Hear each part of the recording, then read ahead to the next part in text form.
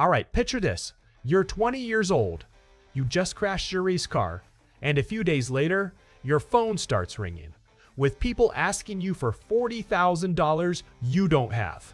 That actually happened to a guy who's now a NASCAR team owner, and what he did next changed everything. And hey, real quick, if you are a true NASCAR fan like me, go ahead and drop a like and subscribe to the channel. NASCAR Nation news is just getting started. We are pushing for our next subscriber milestone, and it's all about real talk from fans who live this sport every week. All right, let's get into it. So this story is about Jordan Anderson. Back in 2014, he was getting ready to take his first step into NASCAR's National Series. But before that dream could even get going, the team he was driving for shut down, and that left everyone involved in a financial mess. Anderson opened up about all of this on the Business of Motorsports podcast. He said a few days after crashing his car at Richmond in what's now the ARCA Menard Series East, he started getting calls, Penske Shocks, his crew chief, even NASCAR itself, all of them asking about a $40,000 check that had bounced. Here's the thing. Since his name was tied to that team, his reputation and his legal liability were both on the line. So what do you do in that situation? Anderson's first move was to call his dad, but instead of getting bailed out, he got a dose of harsh reality. His father told him he had to pay that debt off himself, even if it cost him his entire driving career. And that's exactly what he did. In his own words, Anderson said he sold his super late model, found a buyer out on the West Coast, and ended up selling basically everything he owned. He kept his trailer, but everything else went. All in, he made somewhere around $55,000 to $56,000. That paid everybody off and left him with a little money to spare. At that point, Anderson figured his driving career was done, but he made himself a promise. He wanted to run at least one truck series race just so he could say he'd done it, and that one goal ended up opening the door to something bigger.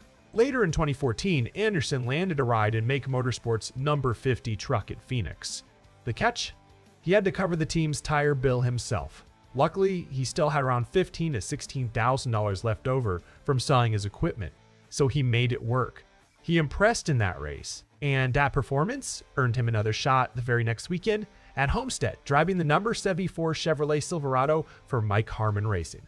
That's where he met team owner Mike Harmon. And over the offseason, that relationship turned into a ride for the full 2015 season. Anderson ended up starting in 17 of the 23 races that year. On the podcast, he described what that season actually looked like.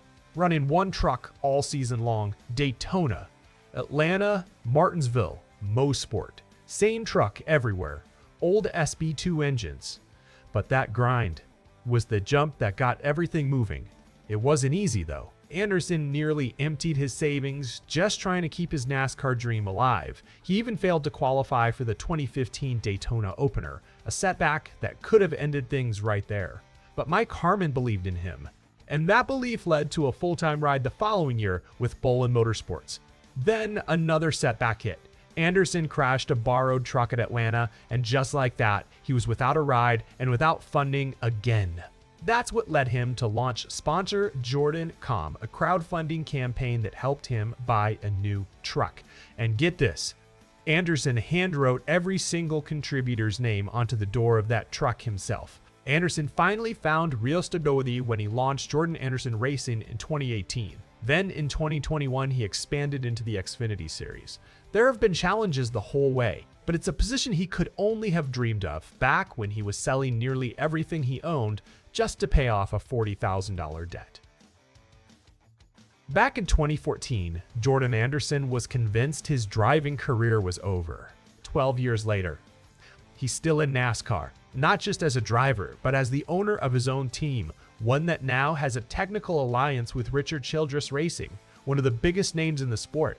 That one impossible decision turned into one of the defining moments of his entire journey. So here's my question for you guys. If you were in Anderson's shoes back in 2014, would you have sold everything to pay off that debt? Drop your answer in the comments. And if you enjoyed this one, make sure you like this video, subscribe to the channel, and join the NASCAR Nation News family. We'll see you in the next one.